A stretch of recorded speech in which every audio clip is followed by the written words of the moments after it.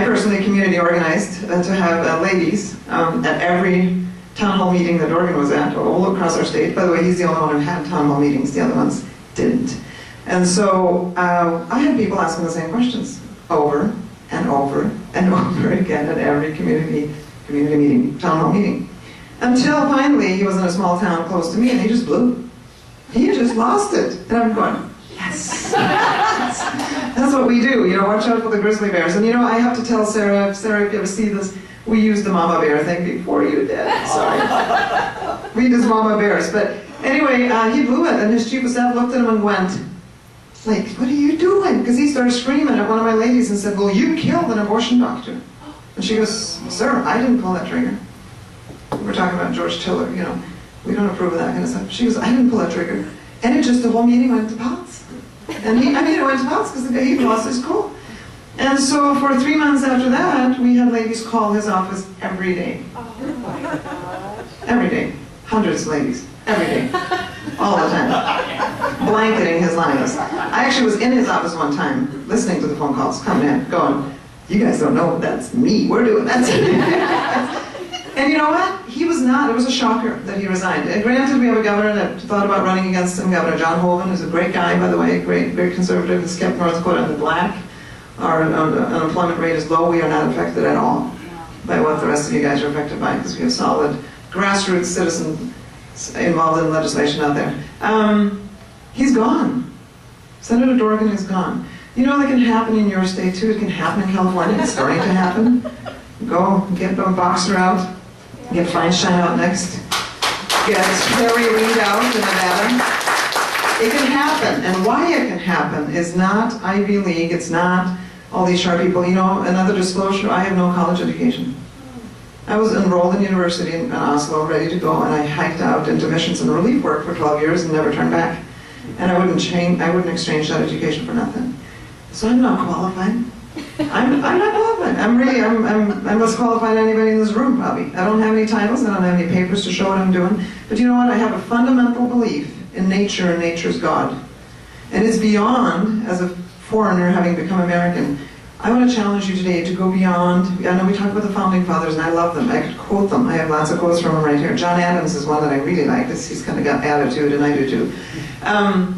But you know what? Let's back off a little more. Let's back off a little more, people. God bless this nation greatly. It's one of the greatest nations, if not the greatest nation on earth. There has been civilizations before who have tried and almost gotten there. I come from a great nation. It's a great nation. We're not poor in Norway. I'm proud of that nation. But let's back off way back. I think it was Aristotle that said, let's believe in nature and nature's God.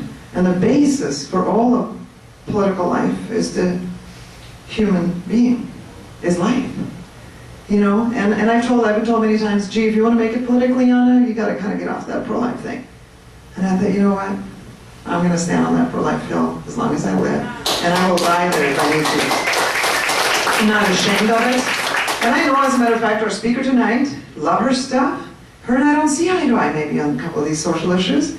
Great. I hope I get to sit next to her. I'm going to push as hard as I can. Yeah. I'm serious. Yeah, you're sitting next to her. Yeah, well, I can sit next to you. No, I'll make sure of it. Okay, thank you.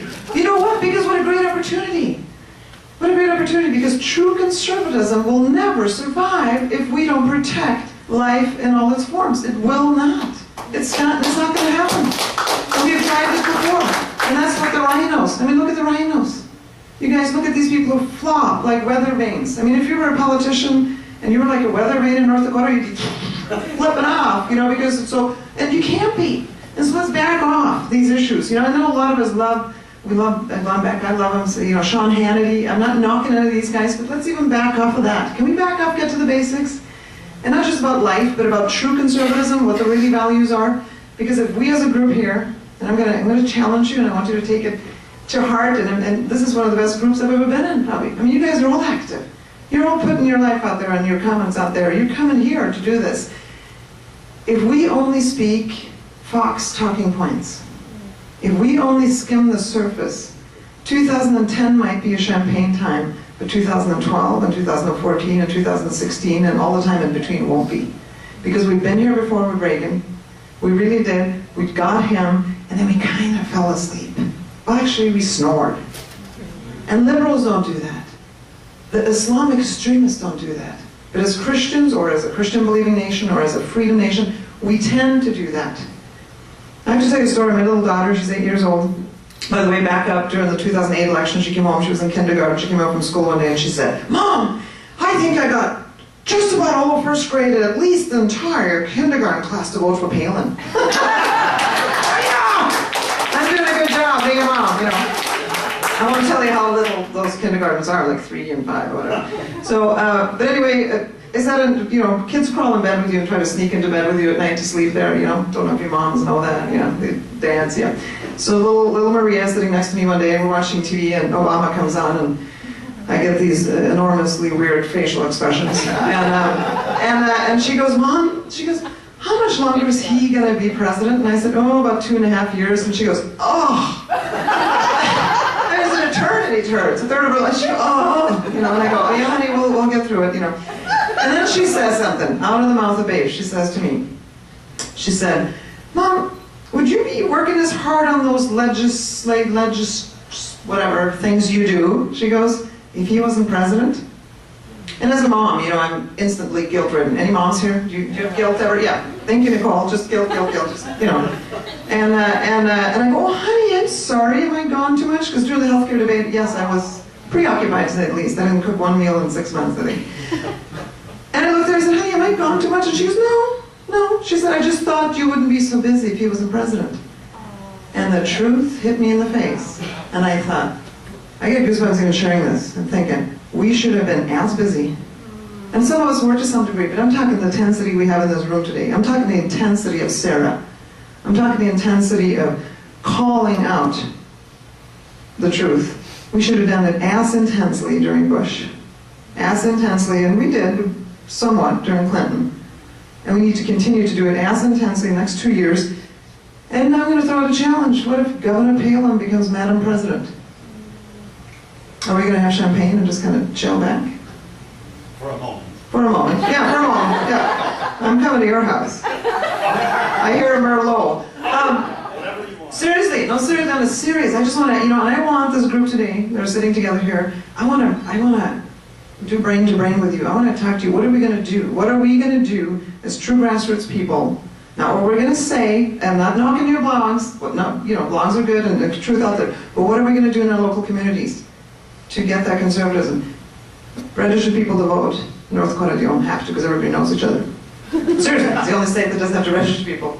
You don't have to register to vote, so it's a glorious place to live. But really, what are we going to do? Can we put our brains together in a break or lunch? You know, what do you do? What do you do? You know, what do you do in Connecticut? How do we connect? You know, how do we keep building this, and how do we keep chewing at these liberals to get them so sick of us that they leave? I don't know about you guys. I'm not a biblical scholar, but there's a story in the Bible about a widow. You guys know that? You know, went to that unrighteous judge. You know, and I never got it. You know, I'm a Christian. I don't like nagging God in prayer. You know, it's kind of like a wish list. I hate that. But she nagged this guy, and he finally said, "You know what? I'm so sick of her. I'm just going to give her what she needs." Well, that's my philosophy with some of these liberal people. Leaders that are not leaders. Like you said, they're not leaders. They're just there for their own sake. Let's grassroots nag them. We have another one, Pomeroy, who's a very promising, very strong House member. And I was standing, and I'll probably close to end with this, but I was standing in the hallways of Congress during the last few days of the healthcare bill. It was pretty intense. They were literally building cement things around the whole Capitol before they were going to vote on healthcare. That's interesting. The people's house. I mean, there were barricades, you know. And by the way, I never heard anybody scream the N-word, and I walked that gauntlet where they're walking back and forth, you know, walking by Paul Ryan going, "Oh, can I touch you?" You know, he's just a guy. You know, I mean, it was intense. And I had cameras actually following me. Why, I don't know, but I had some news stations following me because I had come on my own dime. Gee, you know. And I don't make money doing what I'm doing, which is studying to people.